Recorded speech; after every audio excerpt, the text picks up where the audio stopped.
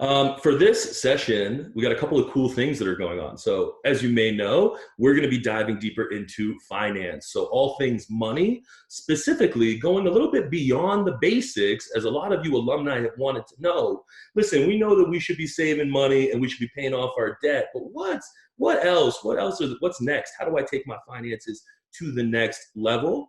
This is going to be a great session for you guys to take some notes. So if you have a notepad and a pen, great idea to jot some notes down. If not, don't worry, grab your cell phone, notes section, great place to jot some notes in as well.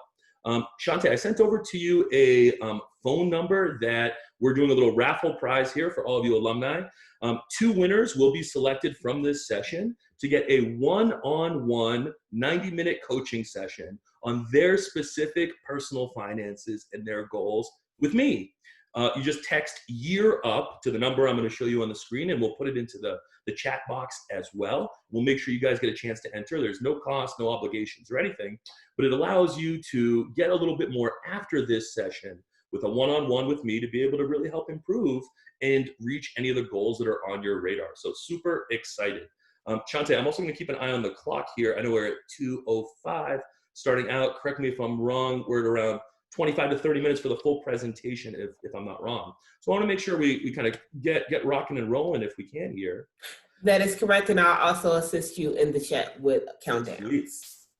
Awesome, guys. Awesome. I love it. So Yyearup alumni. First off, my name is Dimitri. I'm not a Yyearup student or alumni, but I've been volunteering with Yyearup going on almost 10 years now. I'm from Greater Boston. I was born in Russia originally. I came here when I was a little kid. And yeah, very similar to many of you, right? Like immigrant family, didn't really know a lot about the American system. And then my parents got introduced to a money coach in the mid-90s that really helped them around like how to save better, how to invest, how to learn the stuff that they don't really teach us in school.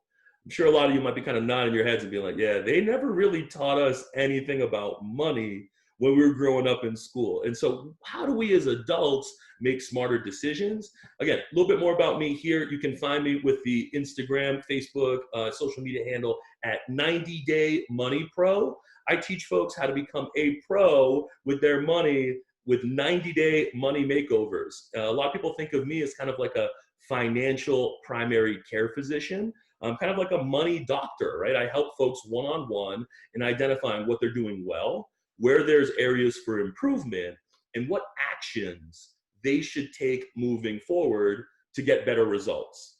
Oftentimes, it's about identifying who are some specialists in the financial world that you should speak with one-on-one to further your learning and improvement in a specific area. Kind of like when you go to the doctor, right? You have your primary care physician, but then he might refer you to a specialist about a specific topic. Similar here, right? So you're going to learn a wide range of financial topics, and then specifically identifying what are some action items that you can take listening in to move forward. Again, here's that number here. You text Yyearup to this number, 833-712-0961. Wish I had a cooler, shorter number, but that's what we got. Text Yyearup and you're automatically entered. You'll get a confirmation on your cell phone. And then the winners will be selected randomly via text as well. So pretty cool info there. All right, let's dive in. How many of you guys remember, please excuse my dear Aunt Sally? That's right, PEMDAS. I'm bringing it back.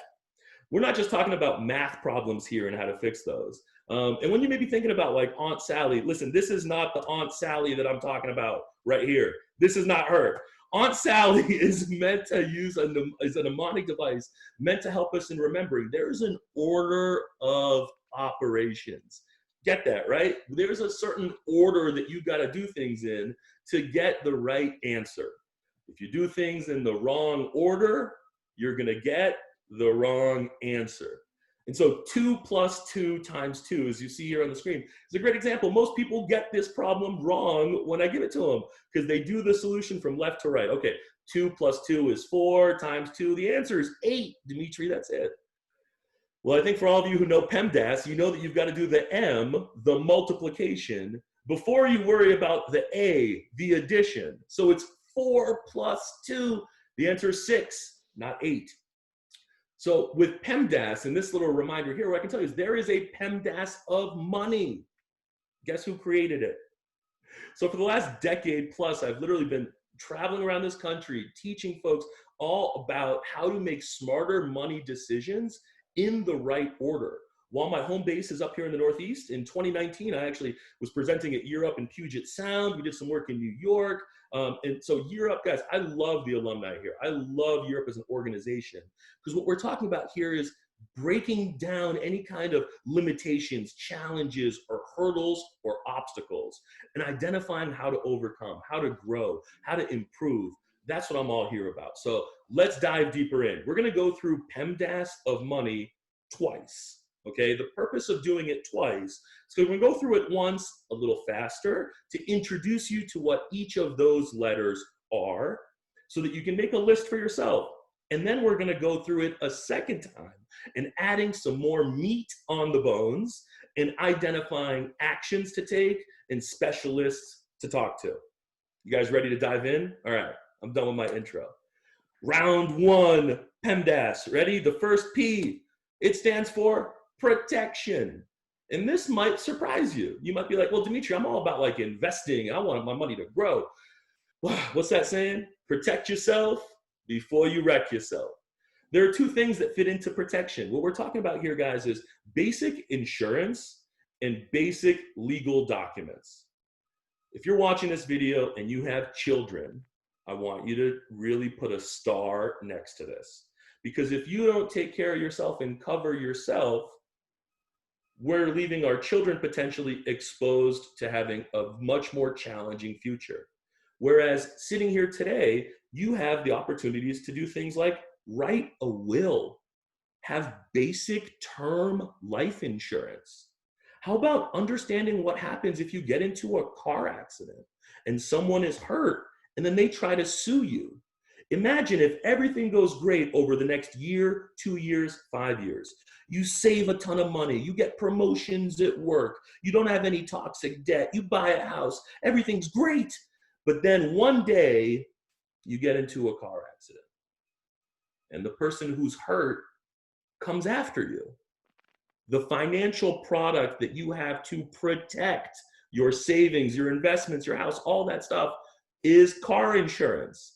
But understanding a few key words here, guys: coverage and premium, to make sure that you have high coverage, low premium. Coverage is what the insurance company pays you. Premium is what you pay the insurance company, right? Basic legal documents like a will, even things like a healthcare proxy or power of attorney. If you've never heard of those phrases before, jot them down. Again, power of attorney, healthcare proxy, basic will, that's called a last will and testament. Auto insurance. How about for all you guys who are renting apartments right now? Do you have renter's insurance? If there's a fire or a robbery or there's an accident at your place where you live and all your stuff gets destroyed and you don't have renter's insurance, what's going to happen to the balances in your savings accounts? What might happen to credit card balances? The exact opposite of what we want to happen. Protect yourself before you wreck yourself. E, PEMDAS, the E stands for emergency fund. Now, this is about having money in the bank. Quick little reminder, if you don't have yourselves muted, if you could please just mute yourself. I want to make sure there's no background feedback or anything like that. All right, emergency fund. Guys, when it comes to having money in the bank, what we're talking about here is savings.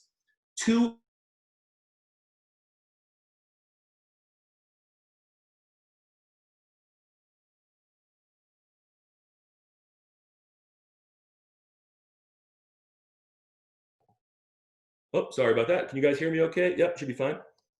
So again, just to make sure everyone heard that. So 2 out of 3 adult Americans don't even have $1,000 in savings. There is a huge issue with savings in this country. No one ever teaches folks how to open up savings accounts and put money in without taking it out. That's the key here. And if that's been challenging for you in the past, tapping into savings when you know you probably shouldn't, then what's really going to come into play is this next letter M that we're going to get to. My last thing on emergency fund, guys, it's not just for emergencies, it's also for opportunities. if you've protected yourself in the event of an emergency, it gives you permission to now look ahead at new opportunities that are available to you. Investing more, home ownership, you name it, starting a business.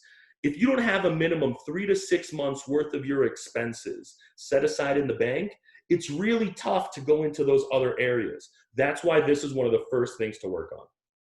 Cool? All right, let's go to the next slide here. M, the M stands for monthly cash flow management. I'm not talking about the B word, budgeting. I'm just talking about understanding where your money moves. How does your money move in your world? The golden rule of bank accounts that I'd love all of you to have as a big takeaway from this session is that the golden rule of bank accounts is each bank account can only have one purpose, not 2, not 3, and not 0, right? Checking and savings accounts are fairly straightforward financial products. They do what they're told. But think about this. If you have the same checking account that gets direct deposit and it pays all your bills, but then when you go out with your friends for drinks or lunch or you go shopping and money comes out of the same account that pays your bills, that's a red flag. You're going to have dollars fall through your fingers without you even realizing it. Because welcome to 2020, it's super easy to spend money nowadays. Think about it. You don't even need to swipe anymore. You could like tap your phone, tap your watch, blink your eyes 3 times, and money comes out of your spending account. So what I talk about is having, ready, 2 checking accounts, 1 for bills, 1 for spending, giving each account its own purpose. And then you can understand how to set up transfers between those accounts. Oh, all my direct deposit goes into my bills account. And then from there, I send money for my spending, guilt-free.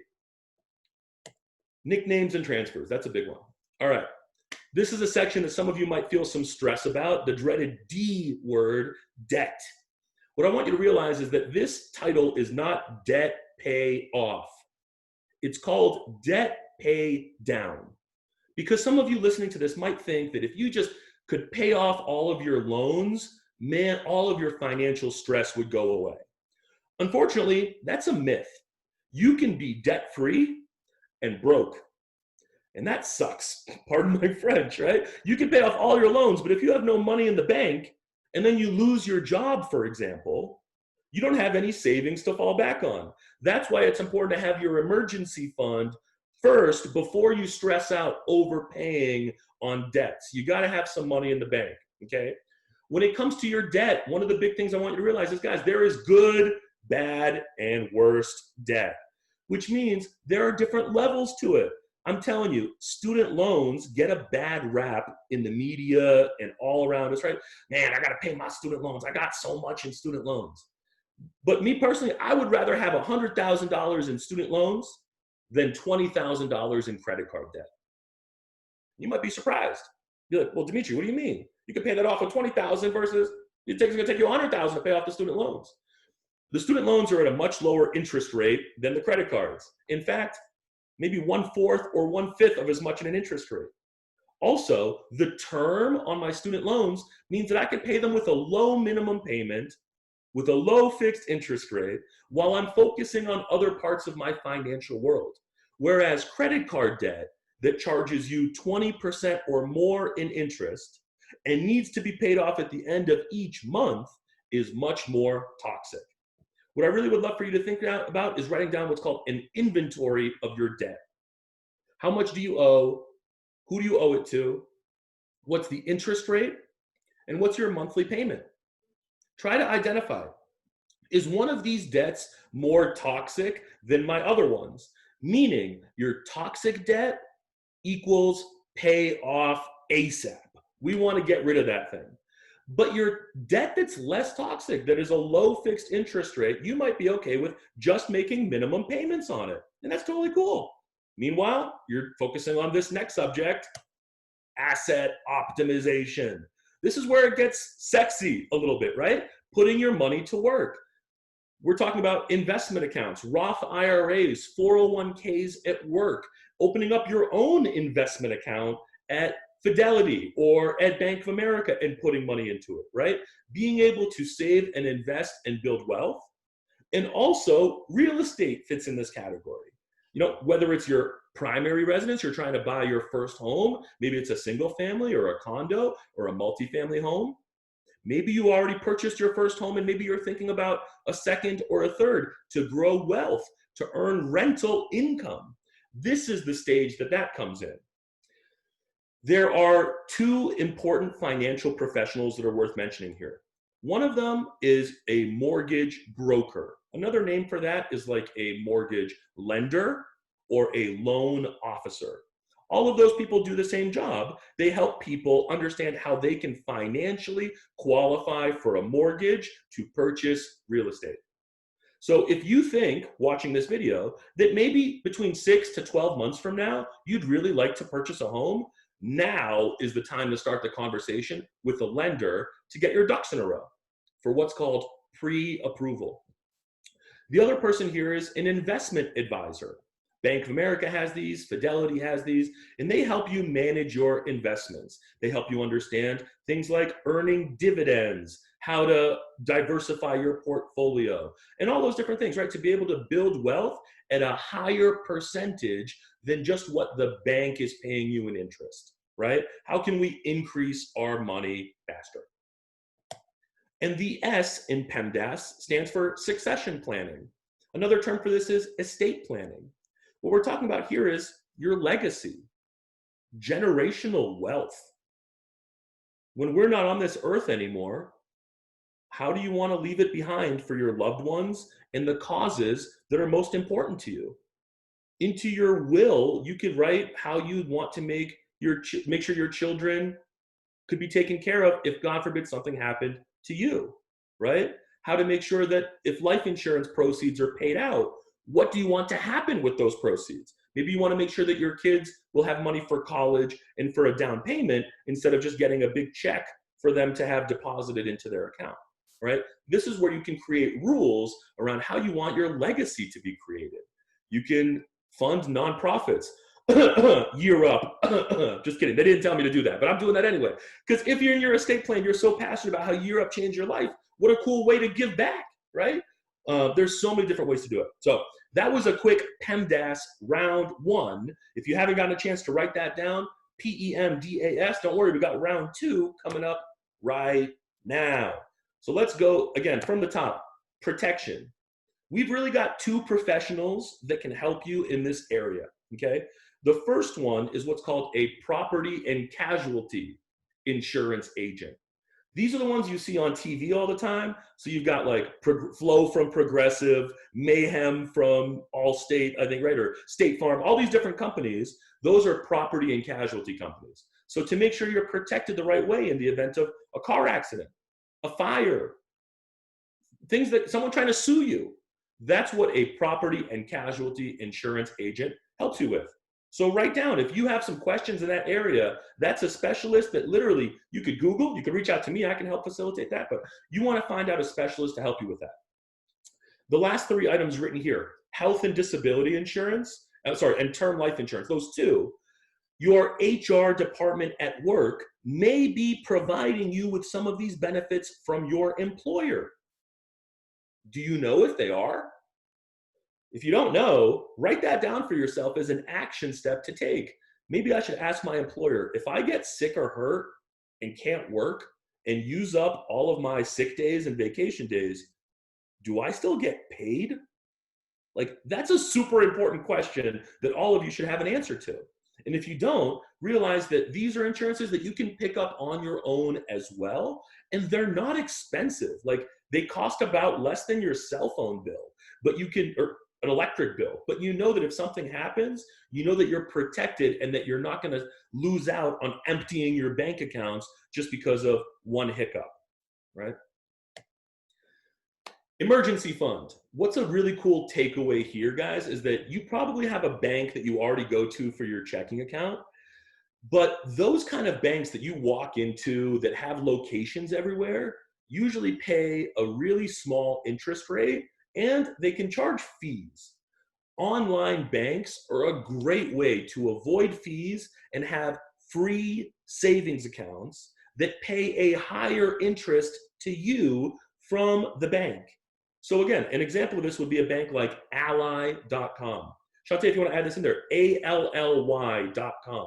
Great online bank. You can open up accounts for free. Literally, you could take 5 cents and open up 5 savings accounts with a penny in each one and give them a different nickname. And even if you don't use them, you'll never be charged a fee, which is pretty cool. Even to get the money out, there's no fees. They're all mobile friendly. And since they don't have as many locations, they have lower operating expenses and can pay you a higher interest rate. So if you're watching this and you're like, you know what, Dimitri, I feel like I have a good emergency fund. Well, I would challenge you to say, do you have it in an online bank? Do you have it in a savings account that's nicknamed emergency? And do you know what what number makes it full? Meaning if 6 months is enough for you, once you have 6 months, you don't need to add any more to that savings account. Instead, maybe you want to add more to the savings account called down payment account or a travel savings account, right? You can open up multiple savings accounts, give them each a nickname, a purpose, golden rule, right? Each bank account needs a purpose. Your down payment money and your Christmas money and your emergency fund money, if you get laid off from a job, should not be in the same savings account. All right, what are some cool tips with monthly cash flow management? So we talked about one of them earlier, right? Bills versus spending. These should be 2 checking accounts at the same bank that you have, where the bills account pays not some of your bills, all of your bills. Bills account pays all bills. And your spending account is for all of your spending. Swipes, online shopping, Uber, Amazon, cash from the ATM, you name it, right? To be able to take money out of an account where it's separate from you worrying about your rent getting paid, from you worrying about your mortgage or your other student loans or your bills. We don't want to stress month to month at all. Your stress level is directly related to the balance in that bills account. So if your bills account is fat and it has a buffer in it of 1, 2, maybe even 3 months worth of your bills, you're going to feel really comfortable because it's September and you'll have money for October or November's bills already in there. And that's separate from your savings accounts. Like I said, having your checking accounts at a brick and mortar bank that you walk into, cool. But then have a separate bank, your online bank, for your savings accounts. You can transfer to that online bank every time you get paid, every month, every week, you choose. It's super easy.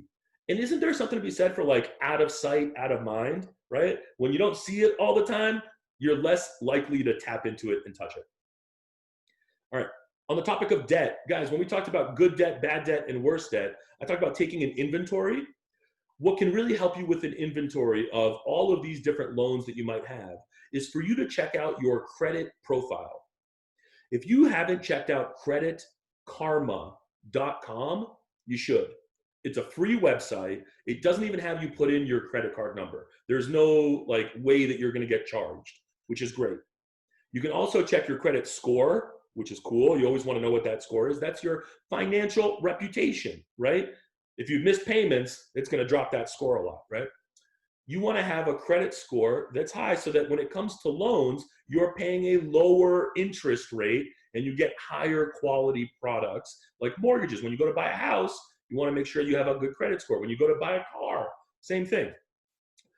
Credit Karma has a score details section, which shows you these 6 characteristics that make up your credit profile and your credit score. If you have credit card debt and student loans and a car loan, or you might even have maybe something in collection from a long time ago that you don't remember, check your credit profile. It's super important. Make sure that there's nothing incorrect, that there's nothing missing, and look on that screen for ways to improve. You're going to see tips on maybe ways that we can consolidate some of those loans or improve in certain criterias to bump your score up. This is something that I help out folks a lot with one-on-one, especially when they're gearing up for home ownership. All right, let's talk about asset optimization. Guys, investing is a really sexy topic. I love being able to share a couple of really important resources with you. Invest investopedia.com. Shantae, another great website maybe that's worth adding into that chat. Investopedia, like encyclopedia, but investopedia.com is literally a way for you to look up any kind of terms that you hear and you're like, what does that even mean? What's a dividend? What's an expense ratio? What's a stock split? I heard that Tesla and Apple did that. How does that work? This is a place for you to go on your phone, on your computer, and always get really plain English ways, like very simplified understanding on some complicated subjects, right? I've worked with a lot of clients and helping them with investing more. And oftentimes I hear from them, they go, oh man, Dimitri, this used to feel like trying to learn Chinese or trying to learn Greek. It's like a totally different language. And then you helped me like simplify it and understand what is a ticker symbol, right? How do you buy shares so that you grow your balance, right? All of those things are ones that you can learn more from Investopedia. And again, opening up your own investment account. If you're at this stage, step 5 out of 6, and you have protected yourself against things that could go wrong, you have a nice emergency fund, your bank accounts are organized, you have no toxic debt. This is where you're living right here. Is like, hey, am I saving to buy a house right now? Is that my biggest goal? How much am I putting into my 401k at work? How much am I investing on my own? What am I owning? That's the bread and butter here in this section. A powerful phrase that I'm going to give all you guys who might think the stock market is sexy. You hear a lot of great things about growing money there. The stock market is a mid to long-term vehicle. So 5 to 10 years plus. If you're putting money into the stock market, you need to be able to wave goodbye to needing that money over the next 5 years. What does that mean? If you plan on putting it in, don't plan on taking it out for at least 5 years. If you plan on needing it within 5 years, it should be in your savings account, not invested in the stock market.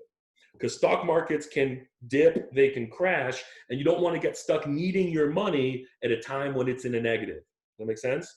There's a really cool saying. It says, if you can't own a stock for 5 years, you shouldn't even own it for 5 seconds. Succession planning. Y'all, listen, I'm not married. I don't have kids, but I have an estate plan. I have a will. I have life insurance. My parents are beneficiaries. My nieces and nephews are beneficiaries. Nonprofit causes, and dare I say, even Yyearup is written into my estate plan. Because whenever the day comes that I'm not on this earth anymore, I love knowing that I've taken the steps ahead of time to make sure that my loved ones are prepared for, right? That like they're obviously going to be emotionally a wreck, but I don't want them to be financially a wreck on top of that, right? Like no dollar amount can replace you. Nothing can replace you with a check. But if something happens and we're not here anymore, that pain that's left behind is only multiplied when there's financial pain on top of that. And y'all, I'm telling you guys, this is one of my most powerful like mission statements right here. And it's just so true. Yo, you do not need to come from generational wealth to create generational wealth. Let me repeat that. Yo, you could come from generational poverty. You could come from nothing. And you are equipped right now with the tools to create generational wealth moving forward. That is so true and powerful. And it is legit, y'all, I'm telling you. And it doesn't require you making $200,000 a year to do so, right? Like there are decisions you can make right now in PEMDAS of money to make sure that you've protected yourself, saving in the bank, organized your bank accounts, no toxic debt, optimizing assets and investing, and then you're protecting and have an estate plan of succession for generational wealth down the road. This is a roadmap to really go crush it and move forward with. And y'all, I'm pumped to be able to share it with you. I'm excited to take some questions. Shante, do we have any questions from our crowd? What's going on? Hi, everyone. So just to reiterate, if you would like to ask a question, either A, we are asking that you use the raise hand feature. I will be able to see you on the screen and allow you to unmute. Or we are asking that you type a question into the chat. The first question that we have that we saw in the chat was, can you give an example of worse debt? Yes. So credit card debt is up there for sure, right? But I'll add even what's worse than that, right? So having something in collections, right? Maybe you had moved addresses and Sprint never got their $200 from back when you were 24 years old. If that is on your profile, listen, that is like it's trying to go swimming with a cinder block tied to your ankle. Like, it is a recipe for disaster. It ain't gonna work. And so identifying what are those collections items that you might have, that's definitely up there in worst debt, because that needs to be paid off in full. And what's cool is oftentimes if you end up, let's say you owe Sprint $200 from 5 years ago, if you reached out to them now, you might find that they might just settle with you for $75 and take that thing off your report and you're good. You know what I mean? So that is an example of worst debt. But identifying interest rates, guys, double-digit interest rates equals toxic debt.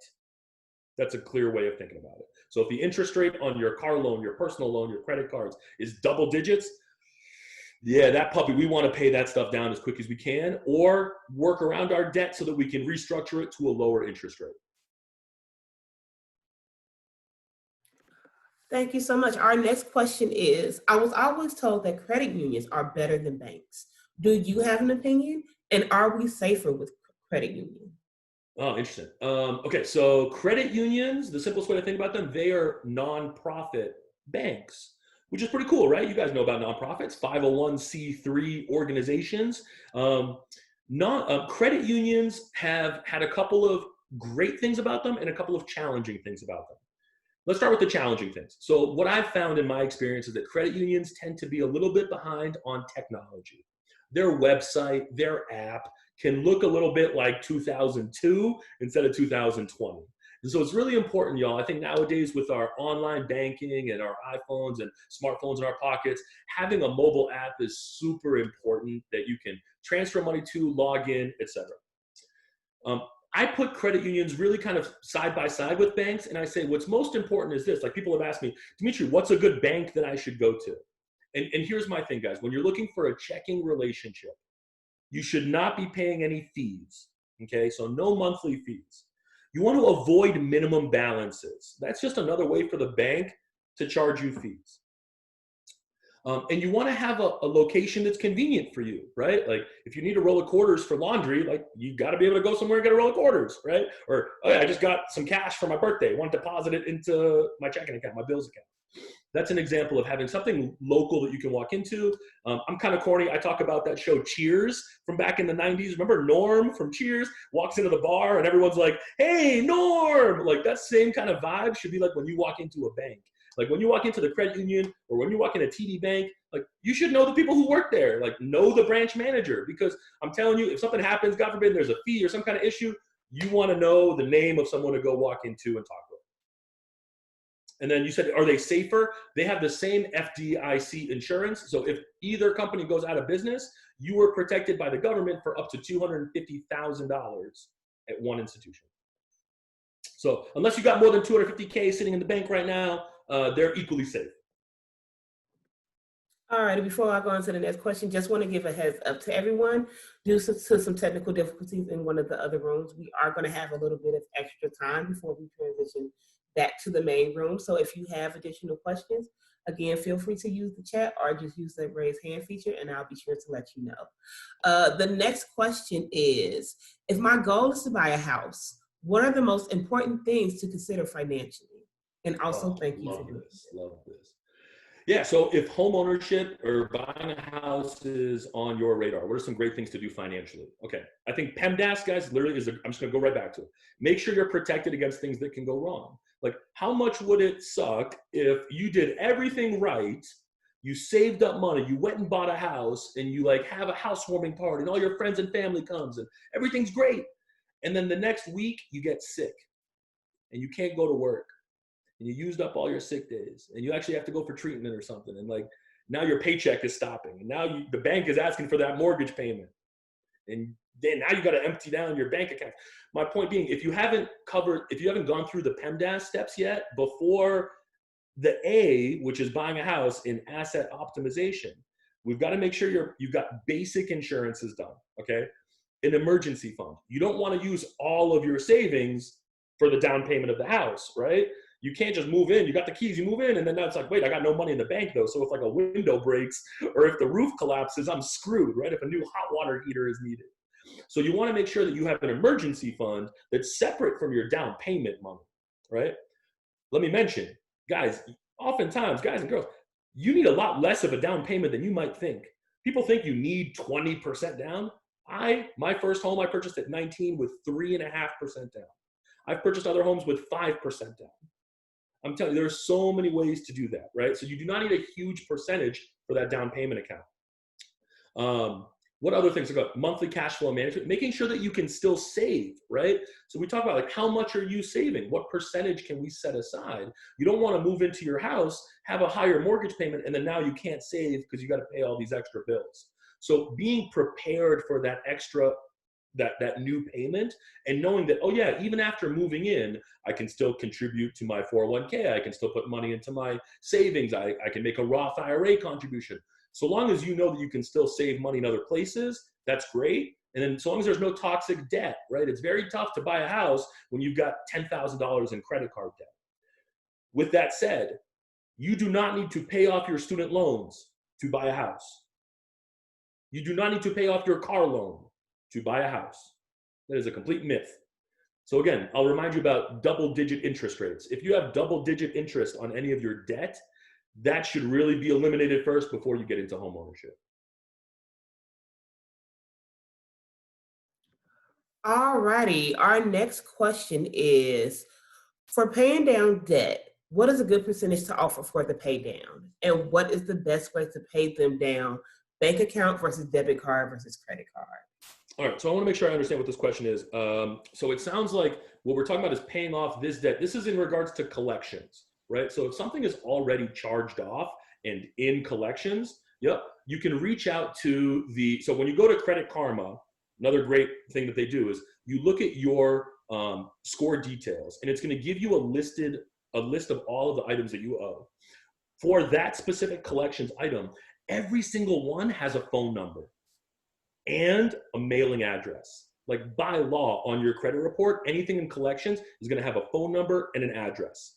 And so that's a great way where, I know it sounds silly, where in the past, they might have always been calling you and you were like dodging their calls. Well, now you're calling them. Like that sounds kind of weird, but it's true. Like you pick up the phone, you call them, you say, hey, listen, I know I owe $500 to you guys here. Like, I'd like to find out how we can close this at maybe a lower amount. Is there a way that we can settle this debt?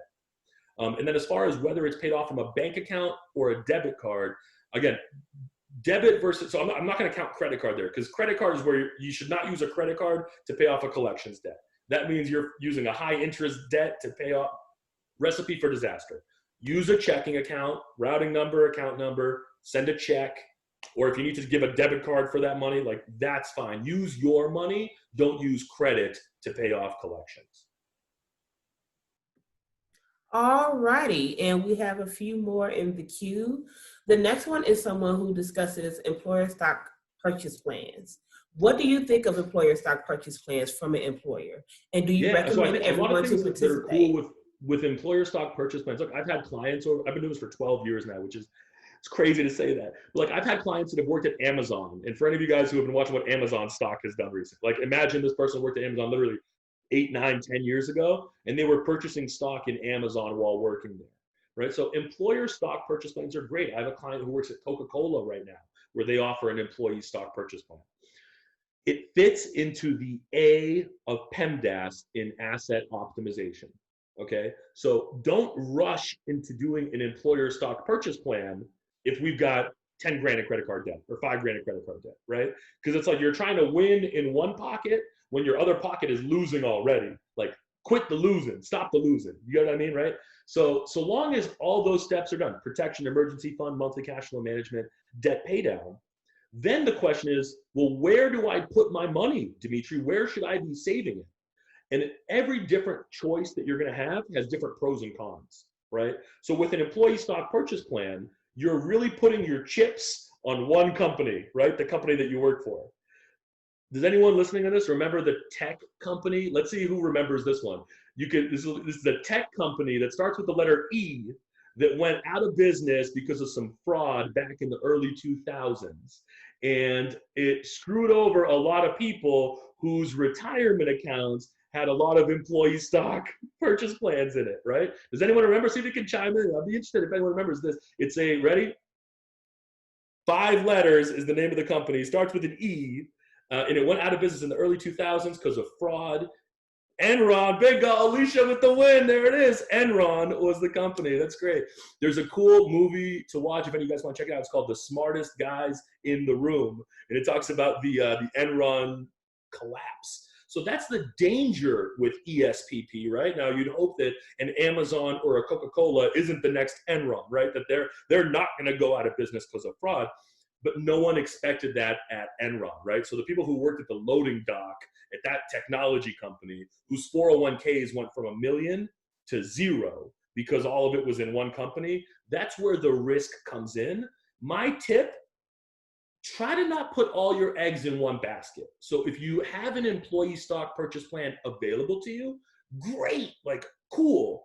Just know that you might not want to put all of your retirement savings into that. Maybe you want to have some in a diversified mutual fund or an ETF or an index fund, right? These are some other financial vocab words: index fund, ETF, mutual fund, that if those are strange to you or those are Greek to you, Investopedia, great place to read up a little bit more about that.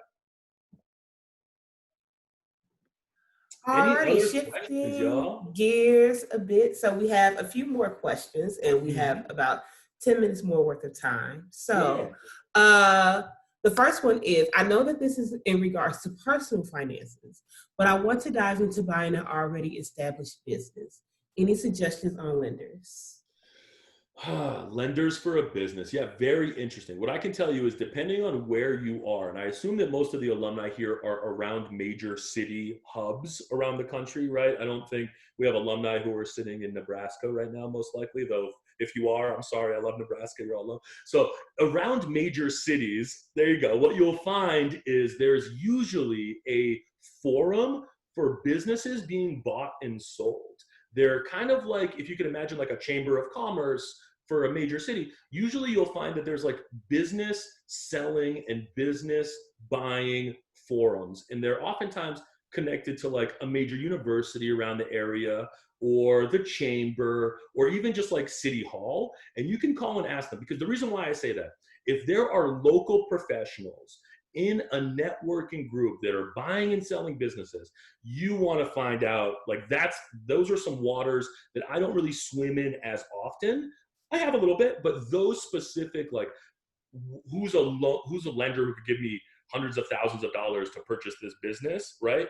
What you're going to find is in those networks, you're going to hear people who are angel investors, private funders, potential partners, smaller loan officers, lenders, hard money. There's going to be a lot of different options there and a lot of different professionals who swim in those waters most often. My biggest recommendation, connect with them, be open with them, be there to learn, absorb info, and go from there. That would be the next steps I would take. But keep me posted. Like I said, hit me a DM on Instagram or Facebook at 90 Day Money Pro. Maybe you can tell me a little bit more about what kind of business. I don't know if it's a pizza shop or a clothing retail. I think that's something to be able to, like those specific industries. Within the industries, there's also industry specific business selling and business valuation going on. So not one easy answer, unfortunately, but hopefully that extra info could help you out. Alrighty, and as an additional follow-up question, we have, do you have any tips or advice for starting an online shop clothing line business? Yes. Yeah. So let's talk about it. So again, I love the entrepreneurial spirit. I'm all about that. My big thing is, remember the golden rule of bank accounts, right? Each bank account needs to have a separate purpose, especially with a business, right? So you really want to make sure that you have a separate, like small business checking account or just a regular checking account that's called your business account, and decide, okay, how much am I going to invest into this thing? Are others going to invest into it with me? What comes out of that account? And then what do I do with my profits, right, in my sales? So oftentimes a really important professional to connect with on this front is a CPA, also known as a certified public accountant, or your tax man, your tax girl, right? Like being able to have a CPA relationship for any business owner, super important. Because in your first year or two, you're probably going to be operating at a loss and you're going to have a lot of deductions. You're going to be able to save a lot on taxes. You want to make sure that you properly stay organized with things like, maybe it's QuickBooks, maybe your CPA will give you another tip of something, but having something that's organized to make sure that, you know, you're not forgetting about taxes, that your cash flow isn't just flowing all over the place, and that you're growing with a sense of purpose, right? So I have some friends in Boston that have had a clothing line from 5 or 6, 7, 8 years ago now. I mean, they have an operating account, they have a payroll account, they have employees, you know, and then when they make sales, they reinvest 90% of their sales, but 10% goes towards so they have ways to manage their cash flow, which is super important to think through kind of going into the business. Alrighty, everyone, we have about 5 minutes worth of time left. A personal question that I think would be very good for you to answer, Dimitri. Given what's going on right now with the economy and kind of like the after effects and continued effects of COVID, do you have any if you could give 1 to 2 pieces of advice for people who are either A, dealing with a hard spot in regards to finances right now, or B, are currently managing but just looking for ways to additionally prepare, what would those tips be? Totally. All right, I got a few here. I'm going to think of which ones to throw out first. Okay, let me start out with a cool one that a lot of people don't know about. They haven't been broadcasting in the media as much. And these are 4 letters. It's EIDL. This is the Economic Income Disaster Loan Program. It's through the SBA, the Small Business Administration. And pretty much anyone who has a business DBA, so even if or business or a DBA, so the clothing line business, for example, or any other self-employed folks, or who have a side hustle, the EIDL was the one where when they first were launching this, they wanted to just give out $10,000 and not make anyone pay it back. That number is now, they give out up to like 111,000, but they give it to you on a loan at like 3.75% fixed, which is low, and your first payment isn't due for 12 months. So that is a Small Business Administration program, the EIDL loan, that allows folks to get a huge sum of money up to 100, but I think I've seen many folks $25,000, $50,000, $60,000 that are being now funneled to them, knowing that, okay, within a year, I'm gonna have to start paying this back with a monthly payment. But what they're really getting is a loan that's helping them their business survive, keep profits on the table, or even, ready, pay off some other crappy debt. For folks with the 1K grant. So Jeff, I saw your comment there.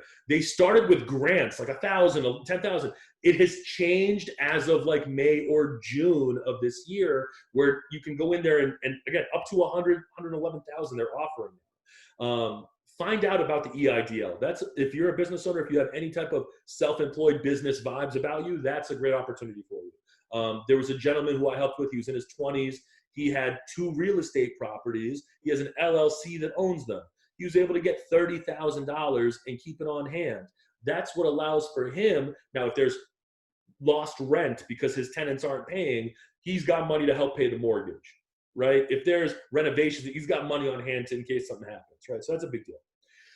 For others, guys, I mean, I think we can all agree, right, that the $1,200 that the government sent out from Steve Mnuchin in the Treasury Department back in April and May has not been enough for 6 months for folks who have lost their jobs or through tough periods of time. 2020 has proven to be a year that has tested emergency funds, which means I've had a lot of clients where they've had an emergency fund, but for some reason when 2020 hit, instead of using their emergency fund for an emergency, they started racking up credit card debt, which doesn't make sense. Like, yo, if you're paying high interest, you've got your own money. That's what the emergency is for, right? So I've had folks, for example, if you have a $20,000 or $30,000 emergency fund and then you lose your job, that's what that money is for. Don't feel guilty about using your emergency fund during an emergency, okay? That's one thing I need to really make clear, okay? If, however, we're like, man, our emergency fund is I'm check to check, I'm month to month right now, right? I'm going to cautiously introduce this as an idea. I don't love it, but I'm just going to say that look, if that's the only option, there's no one to go to. Like, I'm on my own. I gotta eat, right? Rather than charging up a credit card that's going to charge you interest, go to creditkarma.com. Look at what your credit score looks like. For folks who have a credit score over 700, you'll find that there are credit cards that are offering 0% interest for up to like 18 months. That's a year and a half. Now, I'm not telling you to go out there and go crazy and spend up all the money, but like, if you're pinned in a corner and your checking account is dwindling and you don't have enough money coming in because of COVID, and you're trying to see that light at the end of the tunnel, this is an opportunity where, if I could get a credit card for $5,000 that charges me 0% for a year and a half, and that's going to be my groceries credit card. Like, I'm going to make sure that I have food in my stomach. You know what I mean? Like, I think that's a really important thing that we should have, for sure. All righty. Keep that in mind. And yeah, guys, thank you again. If you haven't yet, shoot a text over to that number. Let me put that back in here again, Shantae, one more time. I know we're wrapping up, but I'm just going to type it in for anyone who hasn't yet. 833-712-0981. Make sure that goes to everyone. I'm sorry, Shantae. I'm sending that over to you. No problem. And as he is typing that in a few minutes, you should see a box similar to the one that came on to guide you to the breakout. We're going to return to the main room, have the MCs take us to break, then let you break and then continue on with the program. Thank you all so much for attending this financial seminar, and have a great one. Thanks so much. Bye, guys. Thank you.